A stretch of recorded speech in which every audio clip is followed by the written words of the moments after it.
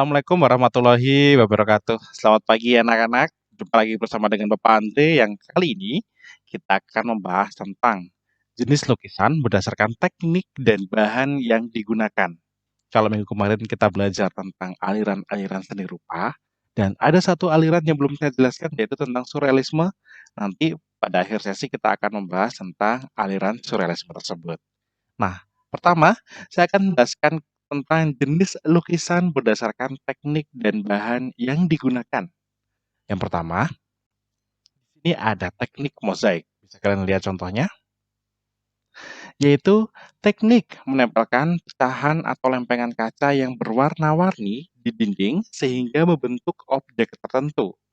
Bahan yang digunakan antara lain seperti pecahan keramik, porselen, potongan kertas, atau batu yang berwarna-warni. Misalnya ada kristal atau mungkin batu giok dan lain sebagainya itu. Nah, berbeda dengan yang kedua, yaitu lukisan kaca. Dikembangkan pada zaman Gotik di Eropa sebagai bagian dari arsitekturnya. Nah, kalau kalian pernah lihat kan biasanya di gereja atau apa yang berhubungan dengan Eropa, bangunan-bangunan Eropa, itu biasanya ada kaca atau mungkin atap berbentuk kaca yang ada gambarnya atau mungkin ada warna-warni yang berbeda. Nah, itu adalah lukisan kaca yang biasanya ketika memantulkan sebuah cahaya matahari, biasanya akan menimbulkan sebuah bayangan yang sangat indah. Nah, itu adalah lukisan kaca. Yang selanjutnya adalah lukisan cat minyak atau plakat. Biasanya dalam pemakaiannya itu menggunakan bahan-bahan yang mengandung minyak, bisa berupa itu cat minyak atau mungkin bisa juga menggunakan krayon-krayon yang ada unsur minyaknya. Biasanya itu saya suka dengan teknik ini nih karena kita bisa berkreasi untuk membuat sebuah gradasi warna yang sangat menarik. Selanjutnya adalah cat air atau akuarel. Bahan yang digunakan adalah cat air berbentuk pasta yang dicampur dengan air. Nah, ini adalah teknik yang mungkin banyak sekali digunakan oleh orang-orang dan mungkin salah satu tiktokers idola kalian, nah ada Kak Erika ini, biasanya dia menggunakan teknik akuarel ini dalam menggambar lukisannya. Selanjutnya ada teknik akrilik, yaitu lukisan dengan bahan dari akrilik. Contohnya seperti gambar di berikut ini. Kemudian yang terakhir ada lukisan batik, yaitu menutupi permukaan kain dengan lilin atau malam batik. Nah, kita sudah tahu sendiri kan, namanya membatik itu seperti kayak kita punya kain, kemudian biasanya lilinnya itu berupa lilin panas yang diletakkan pada samping. Dan ada satu lagi, yaitu teknik kolase. Nah, kolase adalah sebuah teknik menempel berbagai macam unsur ke dalam satu frame sehingga menghasilkan karya seni baru. Dengan demikian, kolase adalah karya seni yang dibuat dengan cara menempelkan bahan apa saja dalam satu komposisi yang serasi sehingga menjadi satu kesatuan karya. Misalnya kalian punya kayu, boleh juga plastik, boleh juga kertas, dan lain sebagainya yang bisa kalian kreasikan dalam bentuk pembuatan karya seni kolase ini. Baik, itu tadi tentang jenis lukisan berdasarkan teknik dan bahan yang digunakan. Selanjutnya kita akan membahas tentang surrealisme yang kemarin sudah pernah saya singgung sedikit kan tentang surrealisme. Kalau kalian sudah membaca-baca tentang surrealisme, kemarin banyak sekali komentar-komentar menarik dari kalian. Kalau kalian ingat dengan yang namanya tema manusia dengan alam khayal, nah ini hampir mirip nih dengan surrealisme. Jadi pengertian seni lukis surrealisme adalah aliran seni lukis yang menggambarkan gambar objek nyata dalam keadaan yang tidak mungkin terjadi di dalam dunia nyata.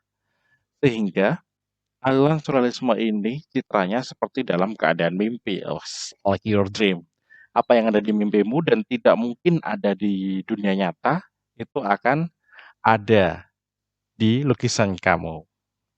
Mungkin bisa dilihat contoh di belakang saya. Jadi itu adalah sebuah karya seni lukis surrealisme. Ada jam yang harusnya dia berupa benda padat, namun di sini terlihat seperti benda cair yang meleleh. Ciri-ciri dari aliran seni rupa surrealis, yaitu yang pertama adalah memuat gambar objek nyata dalam keadaan tidak nyata. Kemudian yang kedua, pencitraan seperti dalam mimpi. Yang ketiga, mempunyai kontras tinggi dalam artian terdapat wujud besar yang bersebelahan dengan wujud yang kecil. Ini biasanya kontras banget antara satu dengan yang lain. Kemudian, memainkan imaji yang terdapat dalam mimpi dengan dunia nyata. Yang terakhir, terlihat seperti fantasi, akan tetapi tetap berpegangan pada referensi dunia nyata. Wah, ini yang paling susah nih. Jadi seperti kayak fantasi, tapi berpegangan pada referensi dunia nyata. Maksudnya seperti apa, Pak? Jadi barang-barangnya memang ada di dunia nyata, namun hal tersebut tidak akan ada pada dunia nyata. Misalkan contohnya tadi saya melihatnya jam. Jam itu ada di dunia nyata, meja juga ada di dunia nyata. Kemudian ada pohon juga ada di dunia nyata. Tapi bagaimana bentuk-bentuk itu tidak akan ada di dunia nyata. Jadi misalnya jamnya itu meleleh, kemudian meja sebagai tempat bertumbuhnya pohon dan lain sebagainya itu. Jadi ada, tapi tidak ada. Wah, itu susahnya nih. Nah, karena susahnya dalam bentuk seni lukis surrealisme, kali ini saya dan Bu Nanik memberikan sekalian sebuah tugas, yaitu membuat sebuah karya surrealisme. Wah, membuat karya surrealisme dengan menggabungkan atau menggunakan teknik kolase. Wah, gimana tuh, Pak?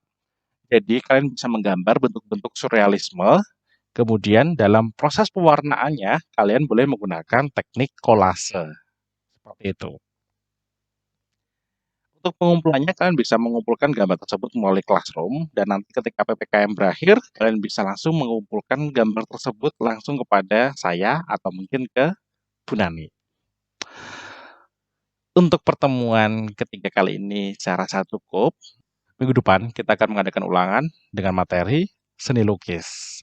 Jadi kalian bisa mempelajari materi-materi yang sudah saya bagikan atau mungkin kalian juga bisa langsung kembali mendengarkan video-video yang kemarin saya pernah share.